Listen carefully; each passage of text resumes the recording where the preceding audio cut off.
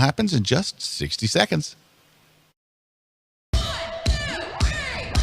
Grid is brought to you by Tamron. Check out their 28 to 75 millimeter f2.8 lens. It's for Sony full frame mirrorless. It's awesome. Go to tamron-usa.com. And Westcott. Check out their new Rapid Box switch. It has 9 light modifiers and 13 quick swap light inserts. Check it out right now at fjwestcott.com. And Profoto, the light shaping company. Check out the Profoto B1X. Power in all the right places. Go to profoto.com/US. And Spider Holster, makers of amazing camera holsters and accessories like the brand new Spider Holster tripod carrier. Check them out at spiderholster.com. And Platypod, the tripod alternative that is changing the world. Everybody has a Platypod. You should too. Go to platypod.com.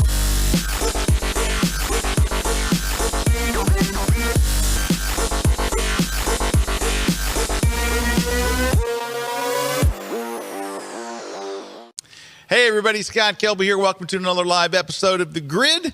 And we have a very, very special guest today. He is, as I mentioned earlier, an author, and we're going to be giving away his brand new book today.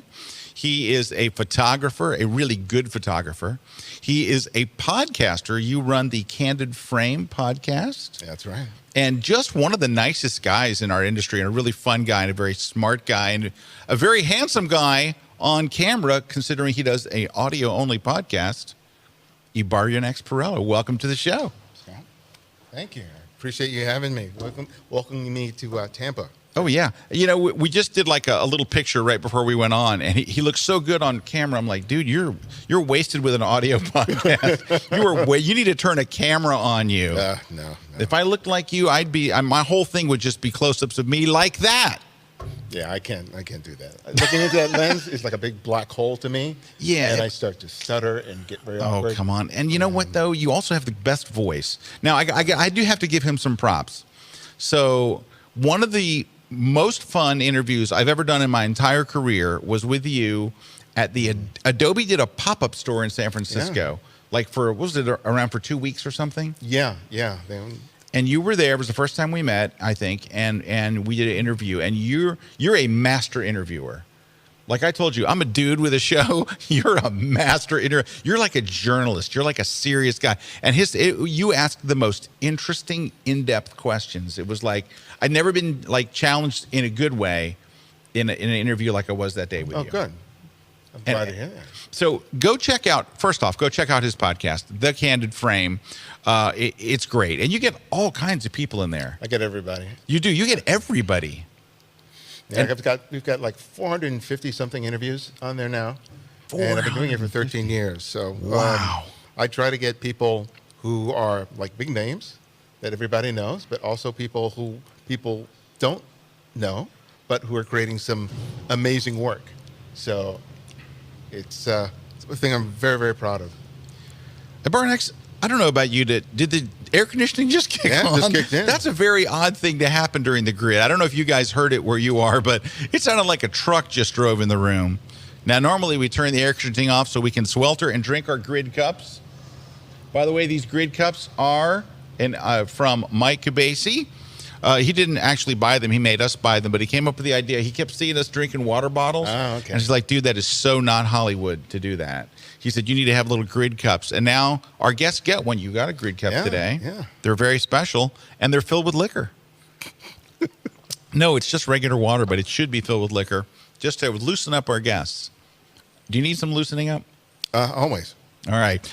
Our topic today, we're going to just go ahead and dive right in, is how street photography can make you a better photographer. Now, the good thing about it is you're going to have to convince me.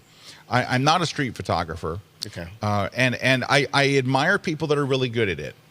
But I got to tell you, and I'm going to say something that I'm being honest with you, and I don't want to, I'm not being combative with you because you're not, you didn't invent street photography, so it's not your baby. Yeah. But somebody and I were talking about this recently, and they said, street photography is wonderful for people who can't shoot because it's so hard to define what a good street photo is. Now, I know it when I see it, and I saw it on the cover of your book. I don't know if you guys can see this. I'm going to hold it over here. So I'm not trying to cover your face, but there's a camera aimed at you. There he goes. And there is a great photo. And I can't tell you what it is that it's great because, but there are so many great things going on in this. So do you mind, because you know that I'm a street photography, I don't know, I wouldn't say I'm a curmudgeon, but it's that thing where when I see one and it's really good, like I can look at Jay Mazel's work or Dan Steinhardt's work and go, wow, that's really, really good. And as soon as I saw this picture, I'm like, I see what's on the cover. It's an amazing shot. So can you tell us, why do I love this? Well, it's what makes any photograph good. It's certain visual principles, motifs. For me, and I write it in the book, is basically it's light and shadow, line and shape, color and gesture. And the more of those things that you can be aware of when you're composing a photograph, especially on the street, the likelihood that you'll be able to come away with a really good photograph increases. And I think a lot of people, when they think about street photography, the first thing they think about is, photographing strangers, and they get intimidated by it, and they can't even conceive of themselves photographing out in the street. But people do it all the time, especially now with a camera phone. But I don't go out there with the intent of thinking, I'm going to see an interesting character and I'm going to photograph them. I just see all these elements, whether they're fixed elements like a building or a light and shadow or a person coming, walking through the scene. It's just elements in the frame. So it's just like I'm as we were talking earlier, I think Jay Mazel talks about setting the stage, and I'm often setting the stage when I'm composing a shot and then waiting for not necessarily a character, but someone that perfectly complements the scene. And the book, the image on the cover is a perfect hold this example. Up again. I don't know if you can get in tight on this or not. I want to hold it a little more over this way. Sorry. Yeah, because this is a perfect example. I was in South Africa, in Johannesburg, and I'm wandering the streets, and I see this play of light and shadow on this wall where this mural is. So I see, I want to use that demarcation, that transition between light and shadow. And then you're already like, this is where I'm going to shoot. This is where, because that light and shadow was interesting because of the graphics nature of that transition between light and dark was really interesting. And then I also had all these lines and shapes, the signs and the poles and all the shadows that were being created. And then, of course, the color from the mural itself. So I kind of figured out what my overall composition was going to be. And as different people move through the scene. There we go. Thank you. So as different people move through the scene, I would make shots. And I started timing exactly when and where I would need it. So I was aware that I needed someone right in that location where that little girl or little boy eventually showed up in the frame. And here's the magic thing about street photography. If you've done all the work, sometimes the photo gods are really nice to you and they give you the perfect subject because the color of her pants mirrors the color of the mural. And you can see that the way her legs and arms are spread, the lines of the legs and the arms are really cleanly defined. Yes. And like they'd have to be in that exact spot in the space between the shadow of the sign on the left and the neck of the mural. I mean, it's like too perfect. But I took a bunch of shots before that, trying to figure out exactly what my frame to look like. And as people passed through, I knew that they weren't perfect for the shot, but it gave me a sense of my timing. Because every camera has a slight delay when you press the button between you pressing the button and actually taking the picture. Yeah. And so I had to sort of get my timing down to make sure that when I took the picture, I get it. Because people ask me, do you use a motor drive? I said, no, I can't use a motor drive because timing is all important. You know it from shooting sports. How many pictures did you take before that little girl walked into your frame? I really can't say how many I took until she came into the frame. I was there for about 20 or 30 minutes. Oh, good on you. But even after she passed through, I still continued to shoot in that area because all those elements are really interesting. And mentioning Jay again, Jay says, when you're taking pictures, at the moment you've got the shot, you keep shooting. Because there might be something better if you're willing to sort of wait it out. And I think when I teach in the workshops, the biggest thing I have to drill with my students is you got to take more than 2 shots. Because when we sit down to do the critiques, I look at everything that they shot. And the thing I see so often is people take 2 or 3 shots and they move on. And it's like, if you have the sense that this setting has potential for a photograph, you really have to sort of work it to figure out, okay, how much can I include from the frame? How much can I exclude from the frame? Even before anybody moves into the scene. But I don't think a lot of people are doing that. I mean, I know that you're doing that, but I know I'm kind of negative on this, and I don't want to be negative on it, because when I do street photography, I enjoy it. I'm just not any good at it. But I see so many people, like people will send me, hey, look at this, or look at my work. I'm a street photographer, and I look at their stuff, and I'm like, this just looks like you're walking around taking pictures of people. It doesn't look like. Well, that's exactly it. I mean, if you That's go it. on Instagram and you type in street photography, that's what you see mostly.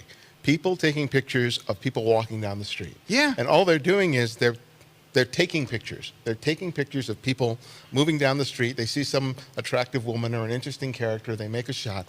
And they're not really considering their composition. They're not considering their lighting. They're not considering how the things in the foreground or the background play off of the subject. They're just taking pictures because they've seen so much bad street photography Yeah, that there's they a think lot that's bad. they think that that's it. That's the only thing that's out there. And they start mimicking that. But see, that's why when like I can't tell you really what makes a great street photograph until I see it. Like when I see it, I'm like, ooh, I really like that. But that doesn't happen a lot for me in street photography. Now it happens with certain people that really have a gift for it, like Dano Steinhardt. Yeah. Like Dano is one of the most underrated photographers, period. But oh my gosh, I look at Dano's stuff and I'm like, how does he even get this? Maisel, same thing. There are a handful of people that are doing street photography that really looks like photography and not a bunch of snapshots. And this is why I wanted to have this topic on street photography. Because for me, street photography is the way I develop my seeing. Not just my taking pictures, but seeing. Because for me, street photography is more about me being able to look at a scene wherever I am, whether it's Paris, Los Angeles, New York, and seeing these very ordinary, mundane scenes, but looking at them in an interesting way. And by parsing it out, by looking at light and shadow and et cetera, you're able to discover scenes and moments where you feel like, I feel like there's something here. And the act of actively trying to discover what that is, for me, is invaluable, because the skills that I practice on the street influence every other type of photography that I do. And it's the most difficult to do, but because I've learned those skills, especially with respect to timing and making decisions in a fraction of a second, I'm able to do that. If something happens in front of me, like I'm photographing families, kids. See, that's a good shot. I know what a good Okay. shot is when they come up. I just can't. Well, if you go back to that shot of the kid for a quick second. Now, this is interesting. I'm in New York, and I'm just walking down the street. And part of my process is I never go out with any intent. I don't go out and saying I'm going to photograph this or that. Right. I'm a Blank slate, huh? Blank slate. And I'm walking down the street in New York, and I see the color. Right? That immediately grabs my Yeah, attention. your sense right? of color is amazing. So I got those yellow cabs and that green, the green of the gas station. And he's right in the right And so spot I there. start taking shots, and I took 3 frames. He walked in. I didn't even see him. He walked into the frame, and I got him. And I got him at exactly the moment both of his feet are elevated on the ground. But the thing that makes it magic is that his green mirrors Yeah. the other things. And it was just like, I just built the frame, and all of a sudden he came in. Yeah, but dude, you've got a real eye for the color. You really do. I mean, you're really, even here. I mean, the way that what is that sitting on the ground? That is, It's a newspaper wrapped up in plastic. yeah, but it's the same color as the bumper, which is reflecting the sky. And some people might not think that's street photography, but that's exactly what it is. Street photography doesn't require people to be in the frame. sometimes you can suggest the presence of people. Right. And this happened as a result of, I have sciatica, and I had a bad flare-up.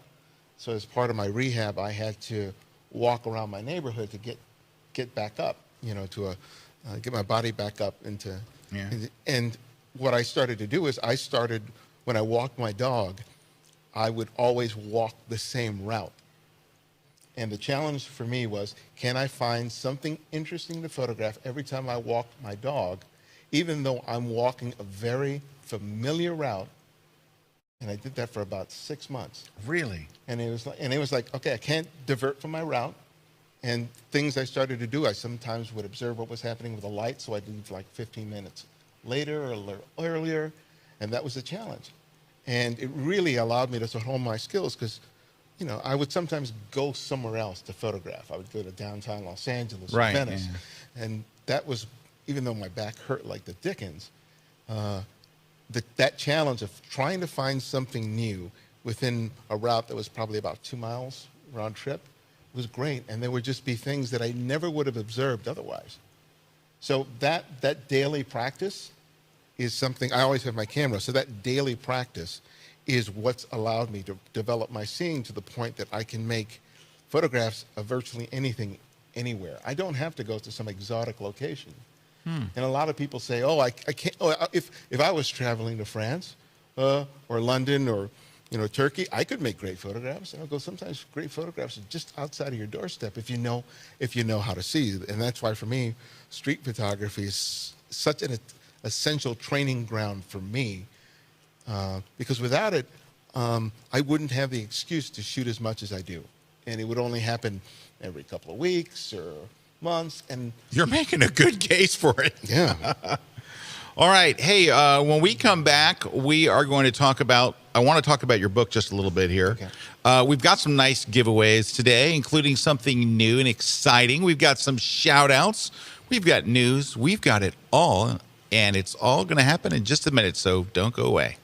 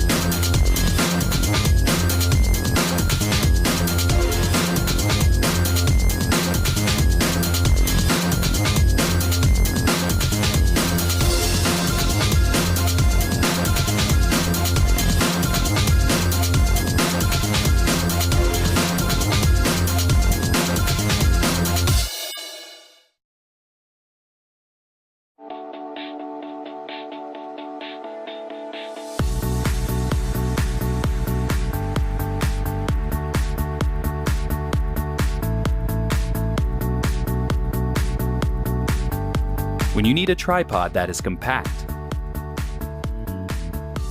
that is portable enough to take with you anywhere, one that is adaptable to any situation, that will prove versatile enough for any shoot, and is compatible with your other gear, giving you freedom to create your own perspective. Look no further. Platypod Ultra does it all. Visit platypod.com for more info.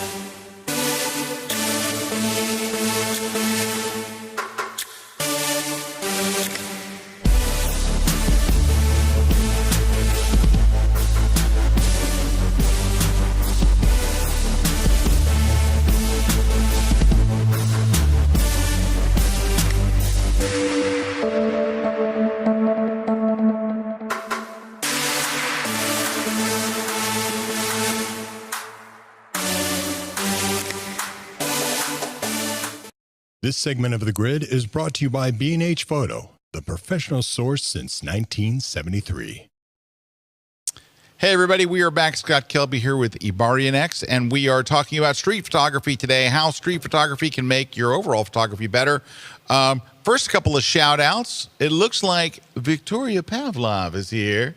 Hello, Victoria. Hey. She says, hello, everyone. Hey, while we're talking about Victoria real quickly, so Victoria, I don't know, do you know Victoria? No, I don't, but I love that last name, Pavlov. Yeah. Oh, she is awesome. So she is a digital artist, a Photoshop expert. She's written books. She speaks at Photoshop World, and she's going to be doing a class for us at Kelby One on digital painting. She's like amazing, but she's got a series of videos that she's doing that's interesting. Like she's teaching a technique, and she gets right to the point. Like, "Hi, I'm Victoria." Boom, and she goes, and then she goes, "If you want to learn more, stick around." And then she explains it in depth. But she goes like, "Here's how you do it: 1, 2, 3." Like, because so often when you're looking online for something. Yeah. There's like a long introduction first, and then they finally get to it. She does it up front. Like you log on and she says it, and then she's like, if you want to learn more, then you can stick around. Anyway, nice. I tweeted about it on my Twitter account today. So if you go to @ScottKelby, you'll see a link to her new series. So go check it out. She's wonderful. Rose Kieran from New Zealand. Hello, Rose. Good morning in New Zealand. She says, hello, everybody. Dalton's here. Hello, Grid Nation. Hey, Dalton. Chris says, good afternoon from Milwaukee. Deb says, hi, everyone. Hi, Deb. Kevin Scott, greetings, gifted gridsters. So we guys are gridsters? Is that It's the first one I've heard. But you know, Kevin's a very creative guy. Warren says, howdy from Signal Hill. Becky says hello. Eileen says hello. David D, hello, everyone. Nicole and Riverside Ronnie from California. Oh, everyone's checking in today. Lensworth from Houston. Michigan's in the house with Jeff. Cat Bo, hello, everyone from Idaho, home of the world's largest potato. Cheeky Nando checking in from a town way up in North Portugal. Are you in Porto, Cheeky? Are you in Porto, Portugal? Gary says, good afternoon, all. Another grid, the best hour of my work week. And your employer thanks you for that while you're at work watching the grid. Frank says, hey, for Baltimore. Steve is from Louisiana. Everybody's staying high today. Thank you guys so much for watching. So we learned that we're having some Facebook issues today. So we usually also simulcast to Facebook. We simulcast to YouTube and to Twitter and to Facebook and to the Kelby One membership and things like that. So we're in a bunch of other places, but apparently there's some weird Facebook thing today. So I don't know. There's a weird Facebook thing. All right. We have some great giveaways today. We are giving away a fabulous book. It is right here. I'm going to move it over near you. It is called Making Photographs. It's from Ibarionex. This is your new book. Right. Came out at the end of last year, so it's still fairly new. The ink is still wet on it. We're going to be giving away a copy of this today to some lucky person who's watching live. Tell me about the book. Well, it was inspired by a thing I kept seeing in my workshops, because I give a short presentation. We go out on the street for several hours, and we would come back, and I would critique images. And every time I taught the workshop, the students would come up to me and go, I don't think I got anything good. Right? I don't think I got any good photographs. And we would go through the shots. And time after time, they always got something good, especially on the second day of the workshop, as they applied the principles that I was teaching them. And I realized what was sort of missing was they really didn't have a sense of how they were seeing. They weren't able to really look at a photograph in terms of what makes a good shot. Yeah, like you were that's asking me about earlier. Yeah. So just like I described before, I started talking about the things that will draw me into a scene. Because like I said, I go out as a blank slate. So sometimes I'm walking around and it might be light and shadow, that transition between light and shadow, if it's a really bright sunny day. Or it might be light, it might be line and shape or a pattern. It could be color. Sometimes it's a gesture, right? And so whenever I get drawn into a scene, then I start considering all those elements that I just mentioned to build the composition. And those are the same ideas that I consider when I'm evaluating the pictures when I launch Lightroom and I start seeing, okay, which ones work, you know, and how's the light? how's the line and the shape, the color. And the more of those elements that I have in the composition, the more likely is I have a good shot. And usually the final thing is the gesture. It's that little flourish, or sometimes that little surprise, like having the girl's leg completely splayed in the way they are on the cover. Yep. There's a certain thing that you can't anticipate that happens on the street. But it's amazing how often it happens for me, because I've completely processed all those other elements. See, there are certain fixed elements in any scene, things that are not going to move. Right. Right? So you can figure out your composition within a very short period of time. And then there are those fluid elements, which are usually people as they're moving through a scene, or a play of light and shadow as cars and vans go by, or whatever it is. And since you've done 95% of your work, all you're doing is paying attention for that last 5% of the shot that elevates it from being a good photograph to being an exceptional photograph to hopefully being a great photograph. And that's the ideas that I wanted to instill in the book. It's not so much about how to take a better picture. It's how to understand how to see, how to parse a scene, and use that same knowledge when you're looking at your images to figure out which of those shots works best. Well, that's maybe more important than learning how to use your camera. You can put your camera in auto mode and it'll do the exposure and all the stuff. I think being able to see and also discern what makes a good photo is that's a big thing. Because for me, the difference between taking photographs and making photographs is taking photographs is really easy. And I write in the beginning of the book that the best thing about photography is how easy it is, and the hardest thing about photography is how easy it is. Right? It's very simple to take a picture. Right. And that's a very passive act, even though you're pressing the button on the camera. But making a photograph, you're making choices that lead up to that moment. And as long as you're aware of how you're seeing, you increase the likelihood that you'll be able to make a good photograph. So for me, it's like, is the practice. I was watching a documentary with Gary Winogrand, who's one of the most famous street photographers that came out of the 50s, 60s, and 70s. And he said it himself. It's just like, you have to put in the work. You can read as many books as you want or watch as many YouTube videos as you want, but that's not going to teach you what you need to know. You may have the knowledge, but it's like, learning how to cook by just reading the cookbook and never going into the kitchen.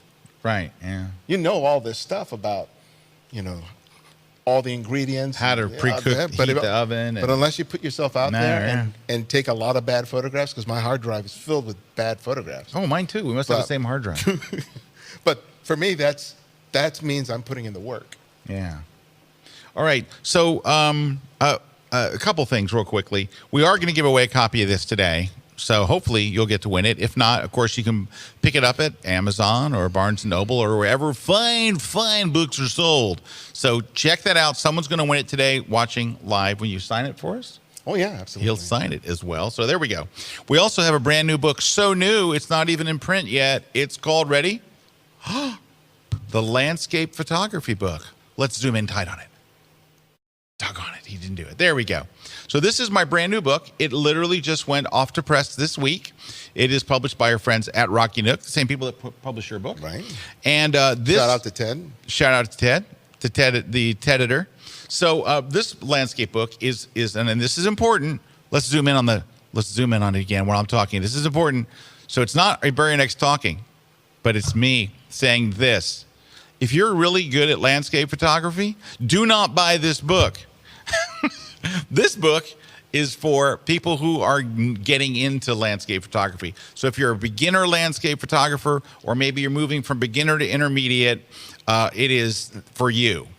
It is not for pros. Don't be a pro that's a landscape genius and you're doing this all the time and you go buy this book because you'll go, well, I already know a lot of that stuff. Well, of course you do. I'm trying to move people to that stage. Don't buy it if you're a pro. But for everyone else, it's gold, baby, gold.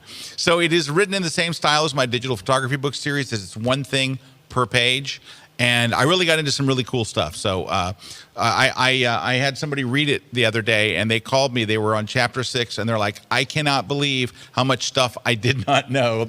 He was like, I just can't believe it. And so anyway, I hope that you will pre-order it. You can go to Amazon or wherever and get it. The cover looks slightly different on Amazon because at the last minute, I wanted to change the cover from the stunt cover, we call it. The one that you send while you're working on the book is like the stunt cover, and then this is the final one. So anyway, it's called The Landscape Photography Book. It has a very obvious name, and it's for new landscape photographers and people who want to get a whole lot better fast. So there's that. We're also going to give away a fabulous Platypod Max.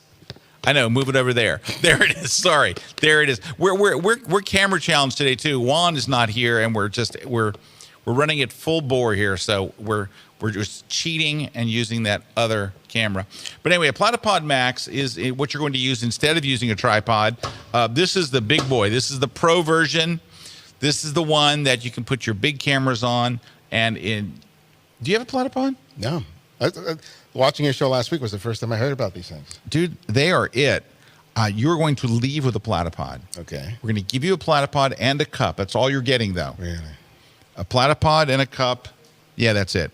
So, but they're the greatest, and you will fall in love with it on a level you cannot even imagine, because they are perfect for street photography, but they're especially good for places where you can't use a tripod. There's plenty of those. I know, and there's more every day, but you use a Platypod and nobody blinks an eye. I'm going to give you the Ultra, which is a smaller one. Okay. But anyway, don't leave without it. I won't. You will love it. Okay, so we're giving away one of these, and all of those are going to be given away to someone watching today. Christina, who is moderating your comments today. By the way, we are taking your questions and comments, and in fact, we're going to go on to Debbie's right now. So if you have a question, Debbie asks, this is a good one, and this is going to open up a can of worms for me and the I-Man. How do you stay inconspicuous? I don't. Because of the way that I shoot, the way I parse the scene, is that I stand there with a camera, and I'm there figuring out my composition, my frame, and I see people who are coming, and I call it casting, right? I see somebody, I'm always looking around me to see who's coming and who might complement the scene that I've composed. But because I'm already there with the camera, and I'm already sort of doing this, they think I'm there photographing the anything, scene. You're right. The scene. So it's for me, if I want to make sure that they're in my frame, I'll position myself, and I'll get my camera down so and I can basically sort of time it based on the pace to sort of anticipate exactly where I need them to be, engaging at their pace when they're going to be at that spot, and then just before they get there, click, and then I just continue looking wherever I was looking and continue making my photographs. Well, this is interesting because you're talking about you're shooting a scene where I think when was it Debbie that asked the question? Was it Deb or Debbie? Yeah. That asked the question. I think she's thinking more like what we were talking about earlier, where you're on the street just taking pictures of people. Well, that's what I'm doing. Sometimes I will, when I'm walking down the street, I will on occasion shoot people as they're walking towards me, because there might be, like, say, a shaft of light, where the foreground and the background's in shadow. So I know that's the area where I'm in. So what I'll do is I'll just walk towards there, and I'm already doing this, right? Yeah. Even though I know that I'm not in the right spot and they're not.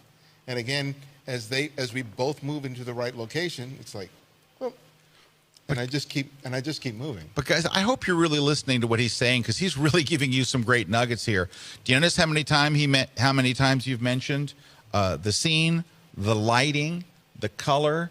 You know, where everyone's talking about, and I think when you ask questions like that, and I don't mean this to be bad, Debbie, so please don't take this, and I appreciate you asking the question. So this isn't a thing really about you, but I think when you ask questions like that, you are thinking, I'm just there taking pictures of people, right? And I think that we become very self-conscious when we're being photographed, and I think we become self-conscious when we're photographing other people, because we're projecting how we feel when someone else takes a candid photo of us, right? So I think what Debbie was saying was, well, Vince is asking the same question here. Vince says, do you ever have a problem photographing people that get mad at you? the 2 times people have gotten mad at me were not the people I was photographing. There's an image that may be on my website when these women in Harlem, because it was so hot inside of the salon, had stepped outside onto the curb to get their hair done. And I saw that scene. It was just like, there's no way I'm not making that photograph. Right. It was just perfect. So as I got up, I made the shot, and there were some guys on the stoop who gave me an earful, said you shouldn't be taking their picture without permission. And I just apologized and moved on. And another time it was, again, someone thought that I shouldn't be taking that photograph of someone. But I've never really had any issue with someone. That's pretty good because you're shooting a lot. Yeah, but I think part of it is that I'm not just going up to somebody and getting in their face immediately and to take the photograph. Right. I mean, if someone who I cast is in my frame and they turn around and say, "Did you take my picture?" I said, "No, you got in my picture," which is true. I'm being completely honest. No, you got in my picture. You got in my picture. You messed up my picture. You photobombed my picture. So, and usually, I'll engage people afterwards if they ask, "Well, what are you doing?" And I'm completely upfront. And I've had occasions where people say, "Please delete that."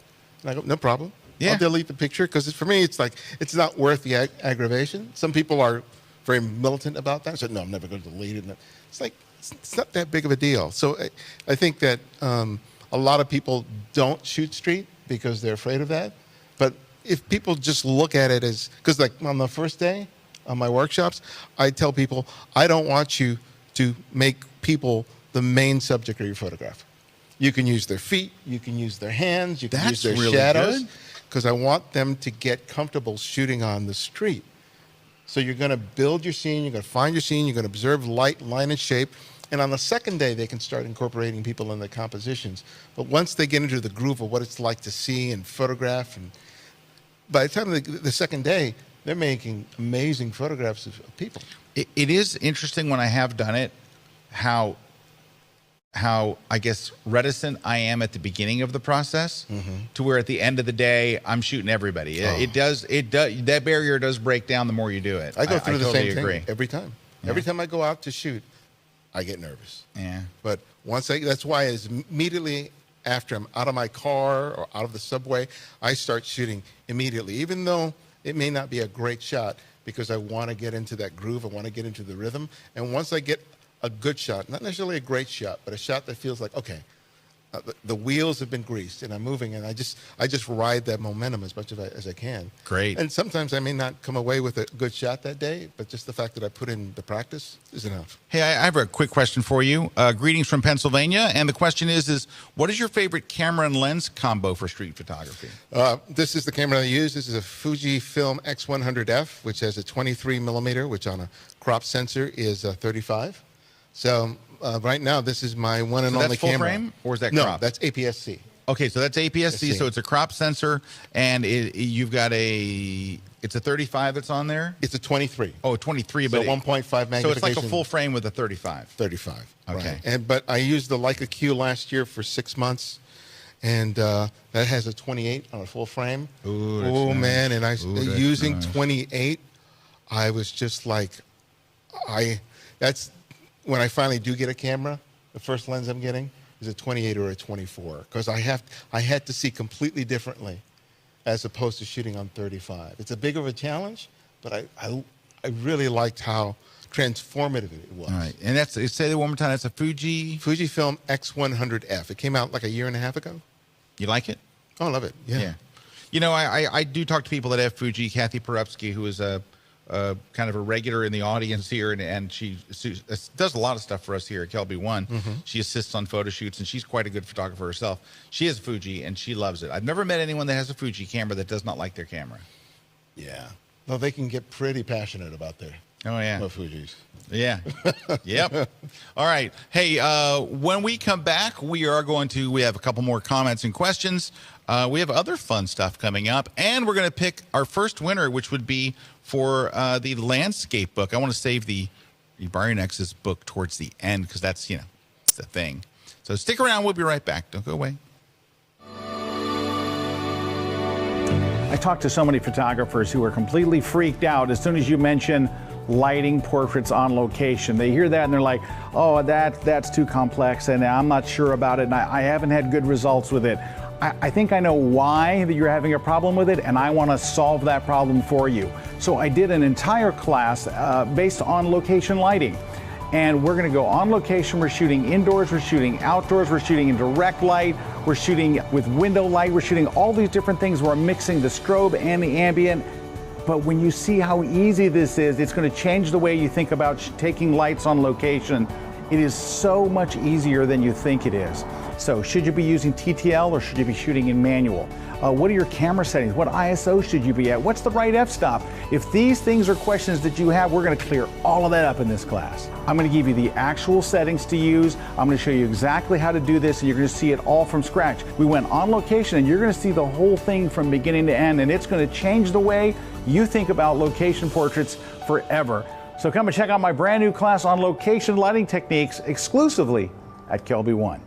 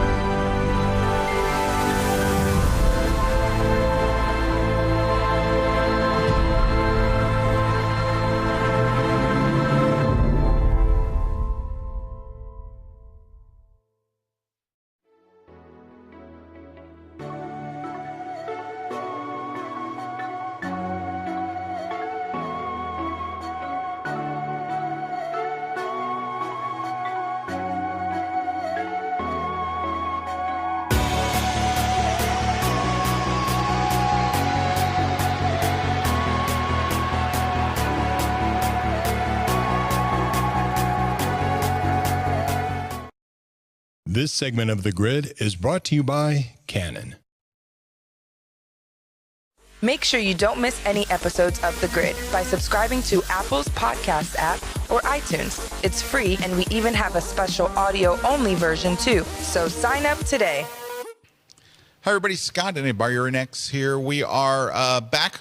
Hey, I just want to mention, would you like to come to Paris with me this summer? You and me in Paris? Yes, you do. So I am doing a travel photography workshop. I have just a couple of spots left. In fact, I filled a spot just yesterday. So come with me to the Essence of Paris workshop. It is myself and Mimo Madani. So, hey, refresh that page, will you? Refresh it. Refresh. That's like a week old. There is the, we. So anyway, it's myself and Mimo Madani. Mimo is a long exposure photography expert, and he's just a ball. He's just the most fun, great trainer. His post-processing stuff is awesome. And anyway, I would love for you to come and grab one of those last spots. Go to scottkelbyworkshops.com, and you and I can be eating French food, doing French things, and we have some really cool surprises also lined up for you. So I hope that you will get to come to go to scottkelbyworkshops.com and sign up. All right, we got some folks saying, Rick Salmon, who is was our guest last week, and I love Rick. Rick is Rick is right. Rick says, "Hey, Barry X," and he says he's glad you made it there, but he wants me to ask you, how long have you known Rick Salmon? I've known Rick so long. I knew him when he was a brunette, What? and I had hair. That's how long ago. That's amazing. 20 something years. I was one of his editors for the articles that he wrote for Outdoor Photographer magazine. Really? Mm-hmm. Do you know, a lot of people don't realize this, but Rick is 97 years old. Really? He looks great for his age. It's all the plastic surgery and the gin. It is. He has had so much plastic surgery and he drinks so much gin. Because you know what? When people ask me, what's Rick Salmon really like? I go, he drinks a lot of gin and he's had a ton of surgery. Those are the two things I say. You can smell him coming. It's You like, can. He's sloshed. Anyway, we're just kidding, of course. We love you, Rick, in case you're watching. You better be. Anyway, let's see what else we got coming up. A Photoshop World is coming up in Orlando. That's the next one coming up on the East Coast. We're going to have a ball. Go to photoshopworld.com and make sure you get your hotel room right now. So last year we sold out of hotel rooms and people were sad. And so don't be one of those people. We're at the Hyatt Regency in Orlando as our host hotel. It is the best place we have ever done Photoshop World. So this year we have two, one in Orlando in early summer, one in Las Vegas in late summer. And it is going to be awesome. So come and check it out. Go to photoshopworld.com, and I hope to see you there. So maybe you can come and see me in maybe France, maybe Las Vegas, maybe Orlando, or I think there's one spot left. Rick and I, do you know that Rick and I are doing a workshop in China? Can I carry your bags? Absolutely. Okay. So go to ricksalmon.com for information on going with me and Rick. Only one spot left, and it's September, so there's plenty of time. China. Did I show you Rick's shot of those fishermen? Yeah, you the did. cormorant, not the something fisherman. Begins with a C. It's not the cormorant. It's the something fisherman. Well, fishermen, I think that The fishermen from China. You know who they are. All right. So let's see what we've got. Oh, yeah, I'm going to ask you this, Mari, next. I'm looking. I see you have Lightroom over there. Mm-hmm. And I don't know if you ever planned on showing any of those photos or talking about them, but could you? Yeah. All I can see is thumbnails, and they look good. You know when the pictures look good as thumbnails, they're good pictures.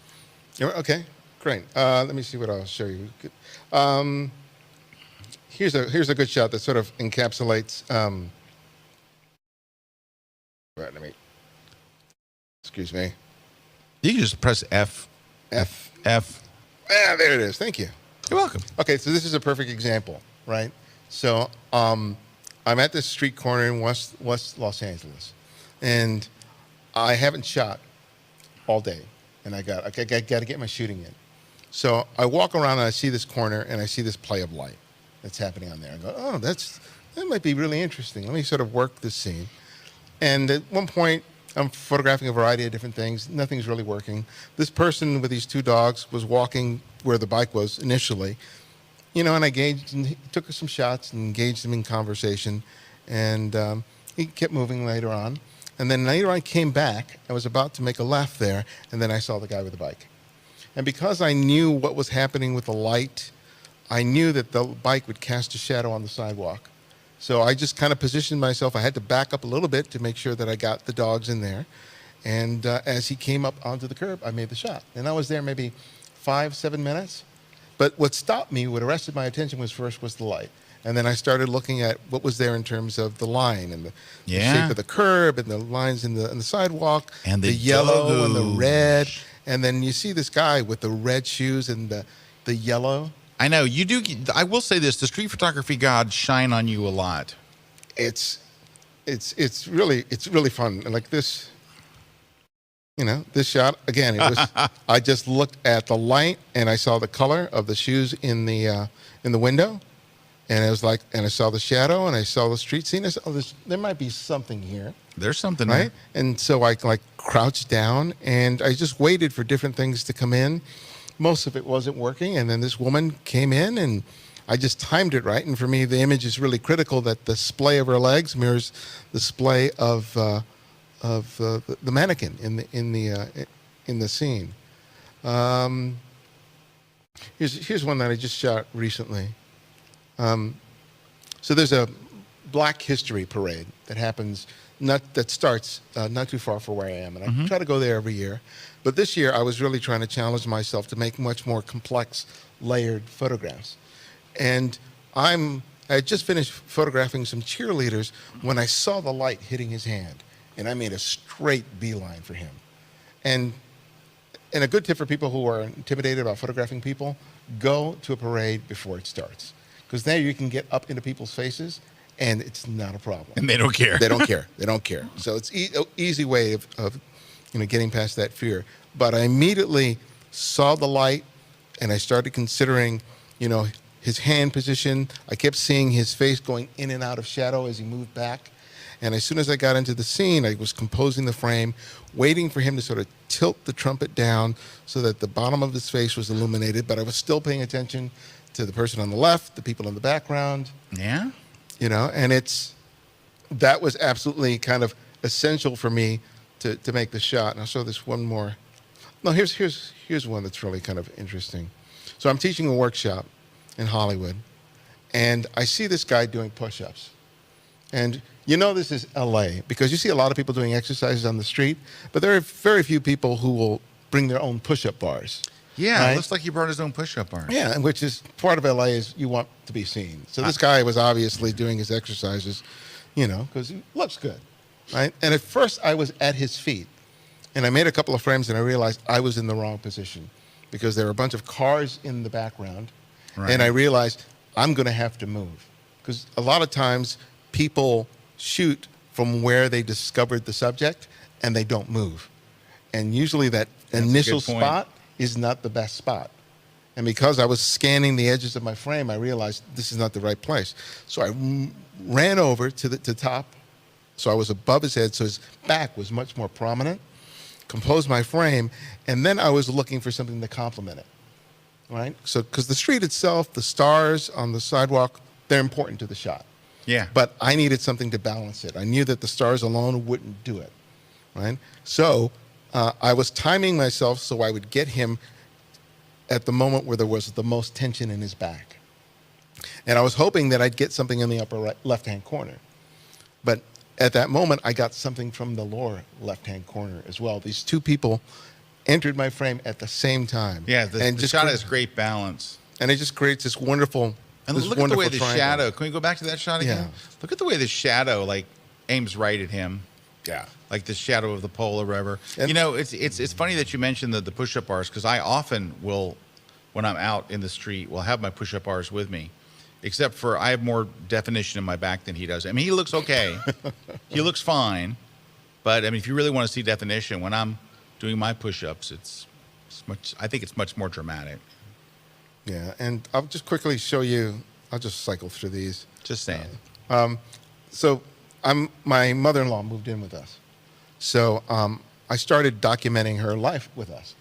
And I'm using the very same things that I use on the street to get my shots of her, right? Even though it's my own home, I'm, looking for moments, considering the light, considering, the lines, the shape, and using all those skills that I've honed on the street. I love to her smile. Oh, she's She a seems gem. like such a sweetie. She's 86. Her name is Faith. 86. Oh. And there's Oh, just look at that. And this Dude, is that's a great shot.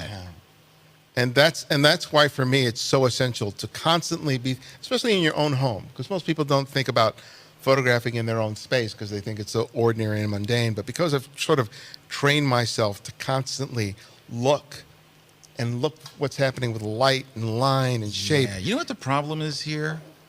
You're really good at this. I think it's hard for a lot of us to do this. I mean, you're capturing this like you're on assignment. Well, yeah, it's exactly what I'm doing. Yeah, this is very well done. And I kind of I needed to. Ooh, Yeah, so you're getting her. cortisone shot. Yeah, Ooh. it helps a lot.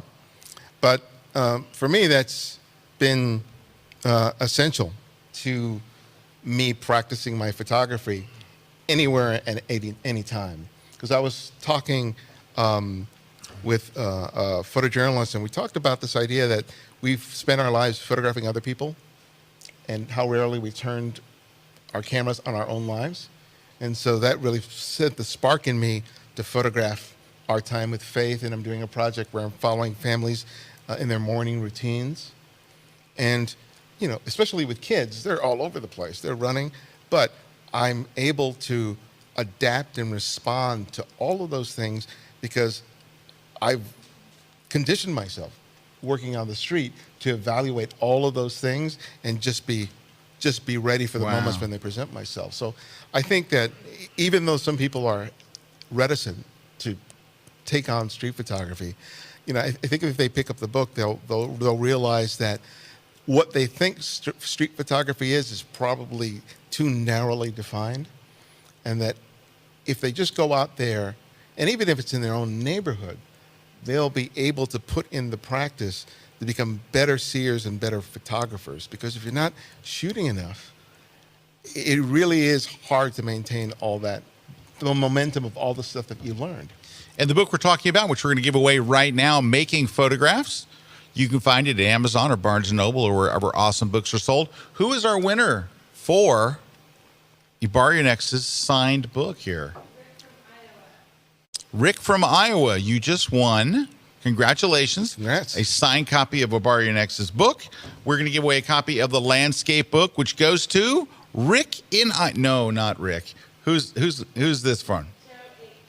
Joe H. Made up name, obviously, but a made up name with a landscape book. Now, Joe H., this book is not in print yet. So it will be out in Kindle any day. They do the Kindle version like very quickly, but the print book has to actually go be printed. So don't look for it next week. It'll be a few weeks. Okay. But it is coming your way because we keep copious track of these. And now for the Platypod Max, the big boy, the one that changed the world. Who is the winner of the Platypod Max? Greg L. Made up name. Greg L., congratulations. You just got a Platypod Max, courtesy of our friends at Platypod. I would have said Gregel. Grego? Gregel. Oh, Gregel. Gregel. Gregel has a question.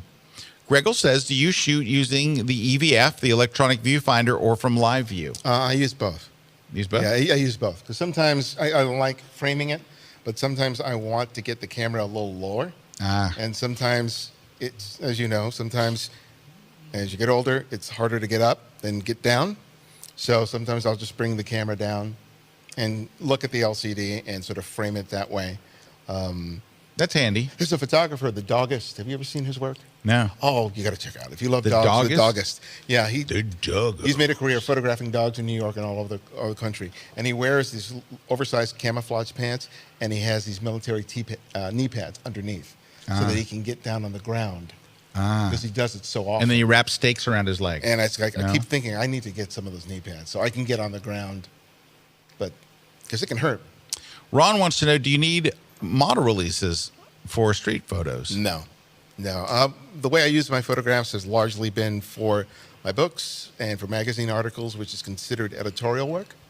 So, and even if I have an exhibit or sell prints, at least in the U.S., you're free to do that without any model releases. But if someone wanted to license one of those images for commercial, for advertisement, then I'd have to. Like Exxon sees one of your shots and goes, we'd love to use this in our new campaign. You're like, yeah, well. No release, no Shido. Hey, if you want to know more about those, I'm going to go ahead and plug Kelby One here.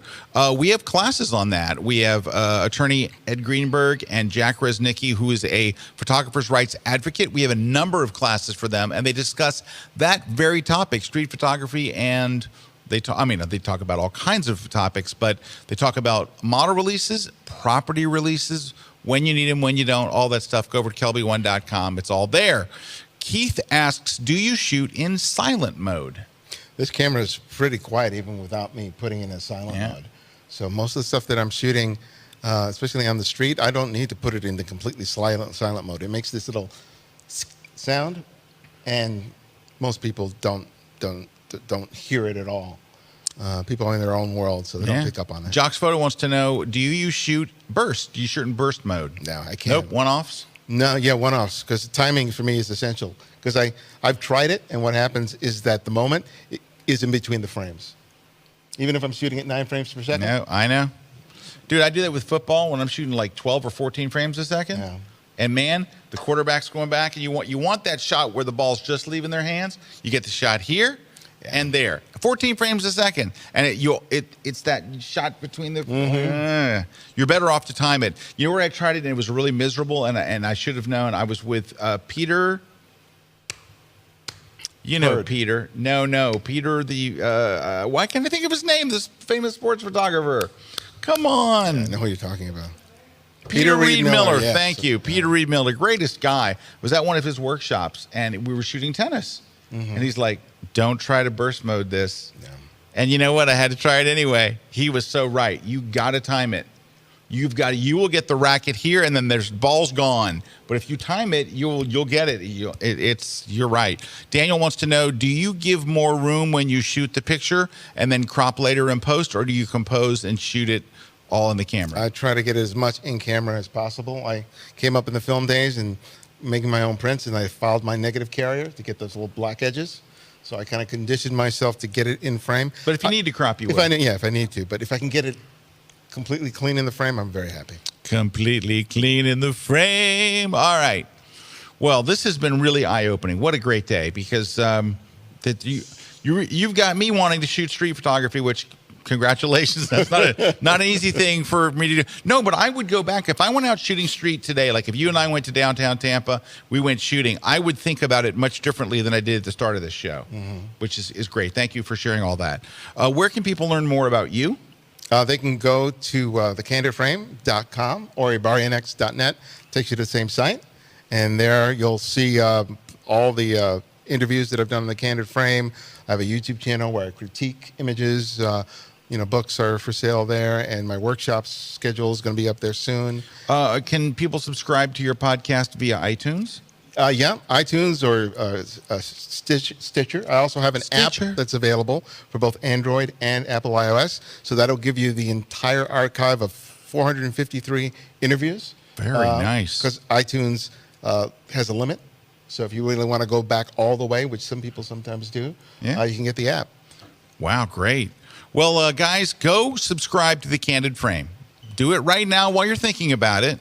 You can listen in the car. You can listen while you're drinking in the car. No, don't do that.